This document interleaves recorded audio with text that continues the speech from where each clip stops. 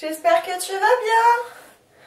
Moi ça va super bien, comme un dimanche. Donc j'ai fait plein de choses. Et je suis en super forme. Et en plus il a fait super beau, on a bossé au jardin. Et tu vois, ça tombe bien qu'hier je t'ai parlé un petit peu de la peau. Parce qu'aujourd'hui c'est le jour du shampoing.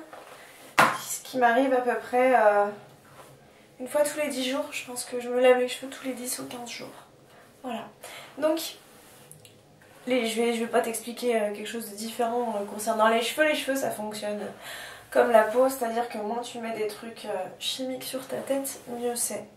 Et du coup je voulais te parler d'une réflexion qu'on m'a déjà faite. On m'a déjà dit oui, c'est quoi cette théorie, cette espèce de croyance comme quoi forcément parce que c'est naturel c'est mieux. Alors, premièrement, déjà quand c'est naturel ça a l'avantage que tout ce que tu rejettes dans tes égouts, et ben, ça va pas polluer l'eau qui va finir après dans nos nappes phréatiques, qui va finir après sur les plantes qu'on va manger, et également dans la mer, et également du coup à nouveau dans l'eau qu'on va reboire, tout ça. Donc déjà le fait, il y a un côté écologique, mais c'est aussi bien meilleur pour la santé de ta peau et de tes cheveux, comme je disais. La peau c'est un organisme vivant et du coup ce qui est naturel c'est mieux pour elle. C'est pas juste une espèce de croyance, hein. C'est tout simplement que notre ADN, l'ADN c'est tout simplement le code qui permet d'utiliser ce que tu apportes à ton corps pour construire ton corps et le réparer. Aussi simple que ça. Tout ce que tu avales, mais également tout ce que tu apportes par la peau, par le contact, et ben, il faut que ton ADN puisse le décrypter s'il ne le connaît pas. Si c'est pas quelque chose de naturel, ben, il ne peut pas le connaître parce que l'ADN, il est très très ancien. On l'a hérité de nos parents qui l'ont hérité de leurs parents qui l'ont hérité, etc. etc. Et du coup, notre ADN, il n'est pas du tout adapté à toute cette chimie qu'il y a dans notre assiette et dans nos environnements, et notamment tout ce qu'on se met sur la peau. Donc voilà, tout simplement. L'ADN, il ne sait pas quoi en faire. D'ailleurs, j'avais entendu un truc intéressant, je ne sais pas si c'est complètement vrai, mais je te le dis. Il se trouve qu'il y a de plus en plus de cellulite. Alors, c'est-à-dire qu'avant, même les femmes qui étaient rondes n'avaient pas forcément de cellulite. Et aujourd'hui, même des femmes assez minces ont de la cellulite. Et même des hommes commencent à avoir de la cellulite. Et il y a une théorie selon laquelle ce serait tout simplement parce que l'organisme ne sait pas quoi faire de certains composés chimiques. Et du coup, comme pour s'en protéger, il va tout simplement l'enrober de graisse. Voilà, ça fait les petits capitons que tu connais. Alors, moi je me lave les cheveux au rassoul. Je sais, c'est pas très zéro déchet et ça a une empreinte écologique, mais en même temps c'est le premier paquet que j'ai acheté. Ça fait déjà, je sais pas, je pense que ça fait 8 ou 9 mois que je l'ai. Et je pense qu'il reste encore la moitié.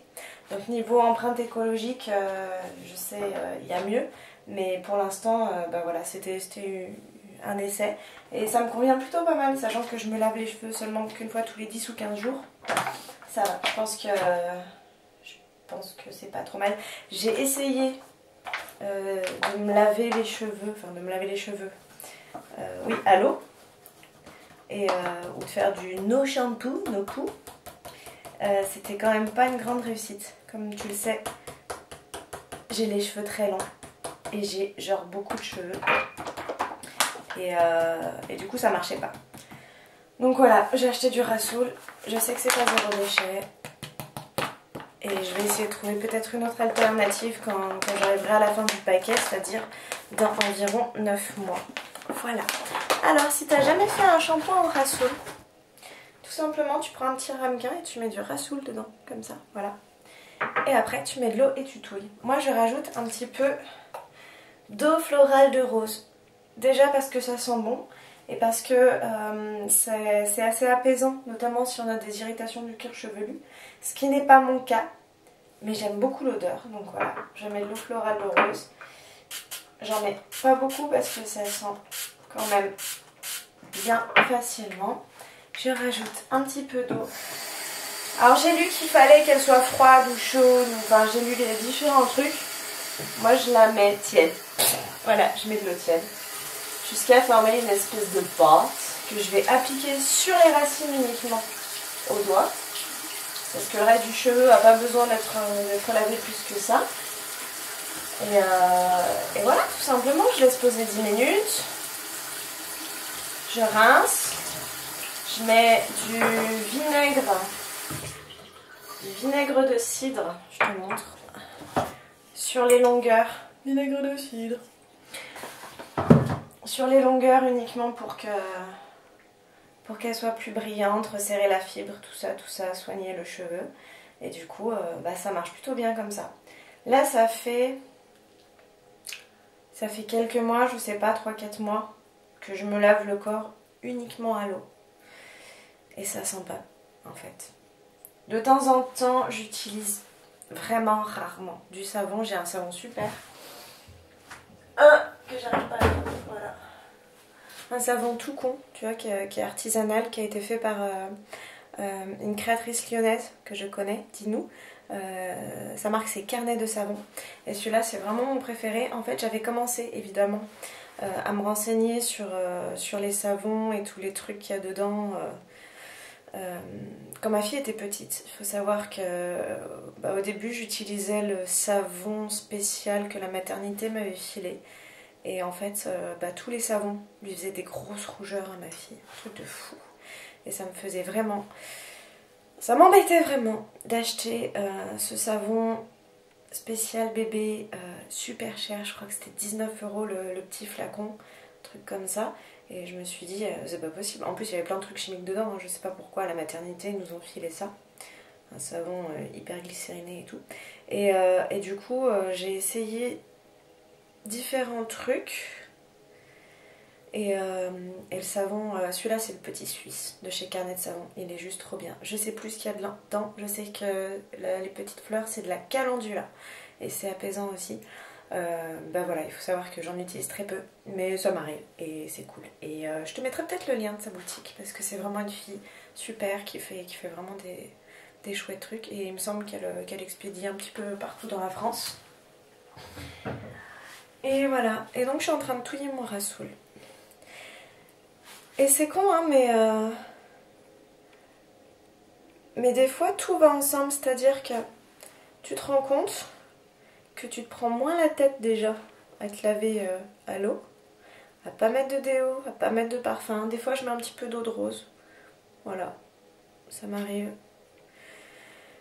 À se laver les cheveux au rassoul, à se laver les cheveux seulement quand il y a besoin, c'est-à-dire surtout pas tous les jours.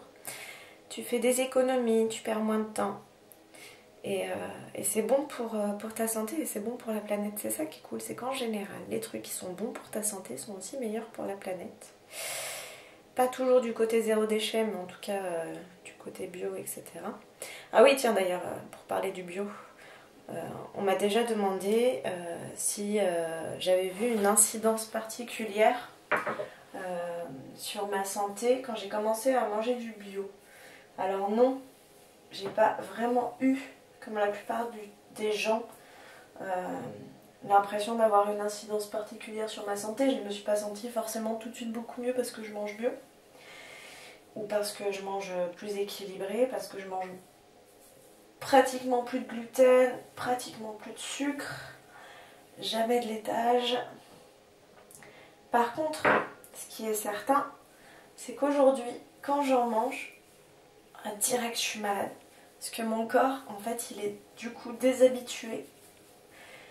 Et du coup, il sait que c'est pas bon, donc il essaye de l'éliminer et il veut bien me faire comprendre qu'il faut pas que je recommence. Tu vois, quand t'es malade, des fois, c'est juste que le corps, il veut te faire comprendre que c'était pas une bonne idée de manger ça. Genre, Genre quand on mange chez des amis ou des trucs comme ça, ou parfois des trucs industriels, ça arrive très très rarement. Mais quand ça arrive, mon mec s'est fait la même réflexion, on est tout de suite malade. Donc voilà. Et du coup, j'ai une copine qui m'a dit qu'elle avait aussi arrêté le gluten. Et que comme moi, quand elle a repris, elle avait mal au ventre, elle avait mal à la tête, tout ça, machin. Et elle m'a dit, oh mais t'inquiète pas, au bout de 15 jours, les symptômes disparaissent et on se réhabitue très bien. Et je trouve ça dommage en fait.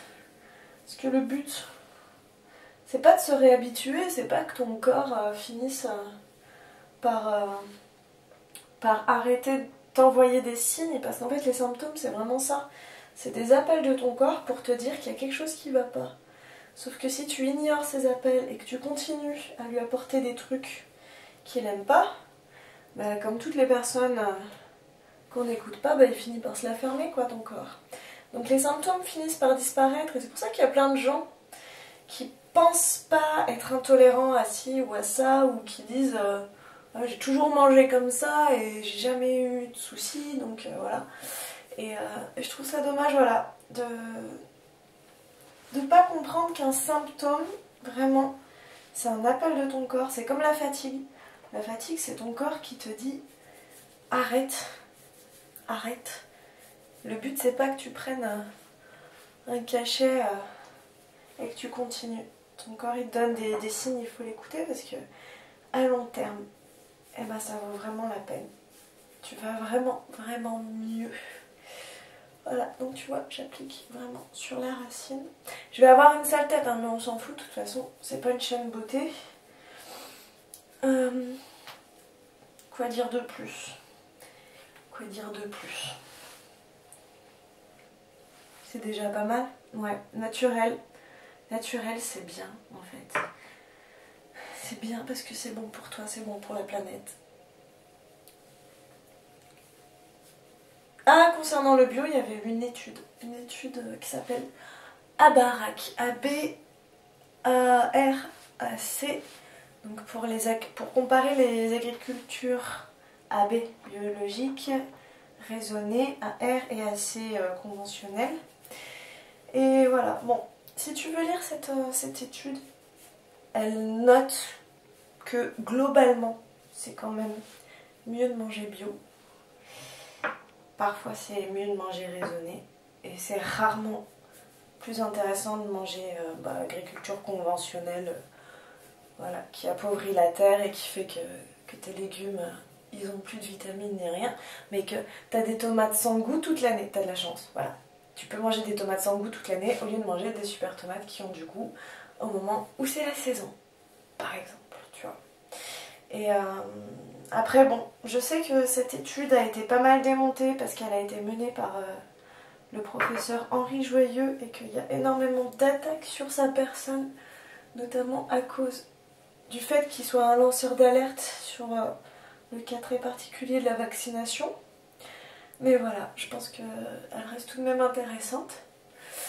Et moi, ce que je trouve vraiment cool aussi avec le bio, c'est que bah, comme ça t'apporte plus de nutriments, t'as besoin d'en manger moins. Donc c'est vrai qu'on se dit tout le temps, ouais mais bio c'est super cher, j'aimerais bien manger bio tous les jours, mais ça coûte trop cher, etc.